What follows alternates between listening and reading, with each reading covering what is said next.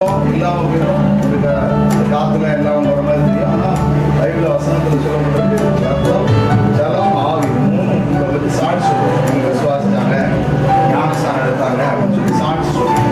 நம்ம கரெக்டாக சொல்றாங்கல்ல, ஞானஸ்தானங்கிறது புதிதாய் பிறந்த அனுபவம். இனிமே பழைய சுபாவம் நமக்கு நினைச்சிக்கூடாது, இருக்கக்கூடாது. ஆமா, அதனால நம்ம இயேசுவை தவிர வேற யாரும் நினைச்சிக்கூடாது, வணங்கக்கூடாது, ஆராதிக்கக்கூடாது, விசுவாசக்கூடாது. அப்படிப்பட்ட காரியங்களுக்கு நீங்கள் நானும் நினைச்சிக்கூடாது, தலையிடவே கூடாது. தலையிட்டோம்னா நம்ம ஞானஸ்தானம் எடுக்கிறது அர்த்தமே கிடையாது. ஞானஸ்தானம் எடுத்து நீங்க கிறிஸ்துவை சொந்த ரட்சகராக இருக்கணும், ஏற்றுக்கொண்டவர்களாக இருக்கணும், அவருக்காக தான் வாழணும். அந்த அணில வச்சு கேள்வி கேட்பேன், மனதில் இருக்கீங்களா கேட்பேன், விசுவாசிக்கிறீங்களான்னு கேட்பேன், சீசராக இருக்கீங்களா, மறைத்தாக பிடித்தாலும் இயேசுக்காக ஜெயிப்பீங்களான்னு கேட்பேன். நீங்கள் முழு சம்மதத்தோடு தான் இதை நீங்கள் என்ன செய்யணும், எடுக்கணும். அதனால் பழைய சுபாவம் நம்ம பாவத்துக்கு மறித்து ஒரு அடக்காக பாவத்துக்கு நம்ம செலுத்தணும். இனிமே நமக்கு அசுத்தமாக இருக்கும், சுத்தமாக இருக்கும். கெட்ட வார்த்தை பேசுறது, விக்கிரக ஆராதனை, மாம்ச இச்சை, பணம், பொருள், பெருமை எல்லாம் நமக்கு இல்லாத பாவத்துக்கு செலுத்தவங்களாக நீதிக்கு கிடைச்சவங்களாக நன்மை செய்யறதுக்கு எல்லாத்தையும் அன்பா இருக்கிறது நம்மளுடைய வார்த்தைக்கு தெரியுது. ஞானஸ்தானம் எடுத்ததுக்கு அப்புறம் நீங்க எப்படி இருக்கணும் கேட்டா, ஆண்டவரை ஆராதிக்கிறது விளைவு முக்கியமான முதல் ஆண்டவரை ஆராதிக்கிறது தினந்தோறும் நீங்க ஜெபம் பண்ணணும்.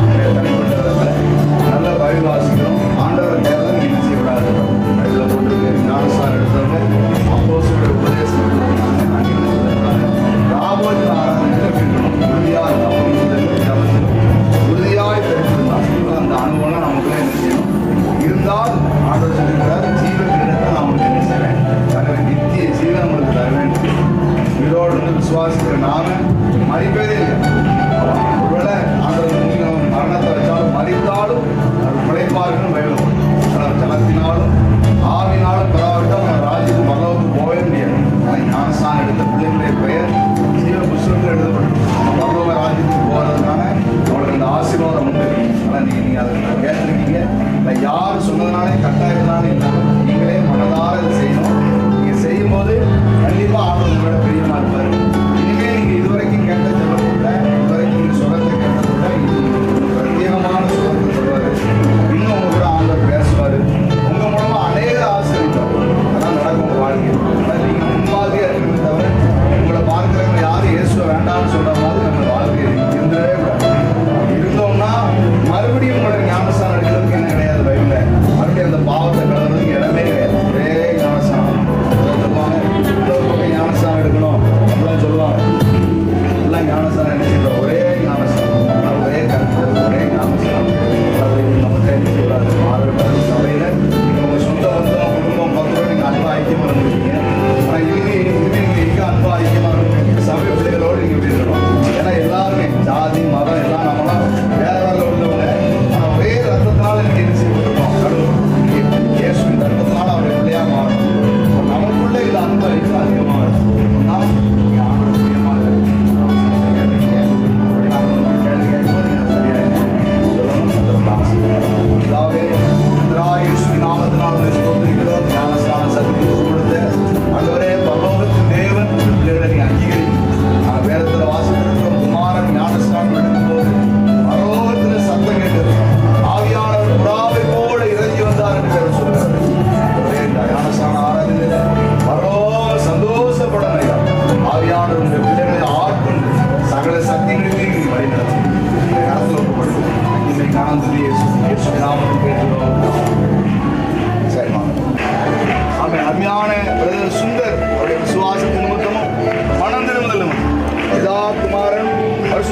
நாமத்தினாலே அவருக்கு ஞானஸ்தானம் கொடுக்கும்.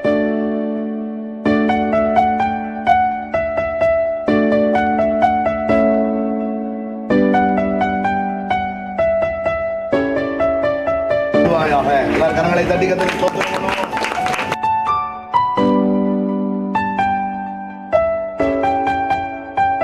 அடித்தாலும் பிழைத்தாலும் இயேசுக்காக ஆழ்வீங்களா, அவருக்கு சீசரா இருப்பீங்களா? அருமையான கோமதி அவருடைய மனம் திரும்புதல் நிமித்தமாகவும் விசுவாசத்தின் நிமித்தமாகவும் குமாரன் பரிசுத்தாவின் நாமத்தினால கரங்களை தட்டி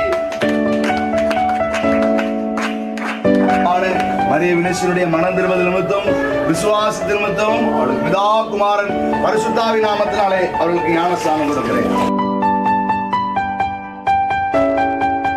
மாதிரி அவருடைய விசுவாச நிமித்தமும் மனம் திரும்புதல் நிமித்தம் அவளுக்கு பிதா குமாரன் பரிசுத்தாவி நாமத்தினாலே ஞானஸ்நானம் கொடுக்கிறேன். எல்லாரும் கரங்களை தட்டி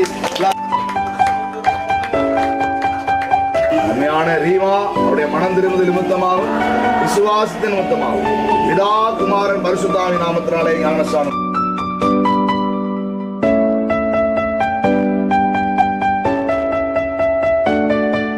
லட்சுமி அம்மா அவருடைய மனம் திரும்புதல் நிமித்தமும் விசுவாசத்தின் நிமித்தம் அவருடைய பிதா குமாரன் பரிசுத்தாவி நாமத்தினாலே அவர்களுக்கு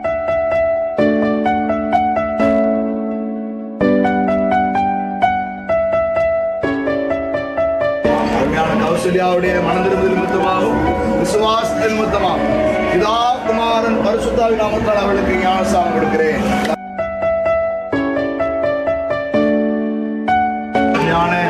அகல்யாவுடைய மனம் திரும்புதல் நிமித்தமும் விசுவாசத்தின் நிமித்தம் பிதா குமாரன் பரிசுத்தாவி நாமத்தினாலே ஞானஸ்நானம் கொடுக்கிறேன். கரங்களை தட்டி எல்லாரும்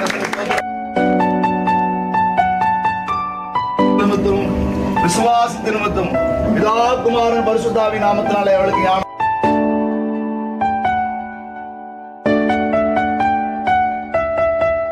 பிதாவாகிய தேவனே கர்த்தராகிய இயேசுவின் நாமத்தினால் உம்மை ஸ்தோத்திரிக்கிறோம். மறுபடியும் பெறவாவிட்டால் தேவனுடைய ராஜ்யத்தில் ஒரு பிரவேசிக்க முடியாது என்று ஆண்டவராகிய இயேசு கிறிஸ்து அன்றைக்கு யோவான் ஸ்நானனிடத்திலே யோர்தானிலே மூழ்கி ஞானஸ்நானம் எடுத்து நாங்களும் ஞானஸ்நானம் எடுக்க வேண்டும் என்று எங்களுக்கு ஒரு முன் அடையாளமாய் இருந்தீர். ஞானஸ்நானம் எடுத்த போது பரலோகம் சந்தோஷப்பட்டதையா, இவர் என் நேசகுமாரன், இவர் பிரியமாய் இருக்கிறேன் என்று அந்த நேசகுமாரனுடைய ரத்தத்தினால் இன்னைக்கு ஞானஸ்நானம் எடுத்த ஒவ்வொருவர் மேலும் இந்த பரலோகத்தின் பிரியம் அவர்கள் மேல இருக்கட்டும். ஆவியானவர்கள் பிள்ளைகளை நீர் ஆளுகை செய்யும். அவர்கள் ஞானஸ்நானம் எடுத்து ஆண்டவரே வசனத்துக்கு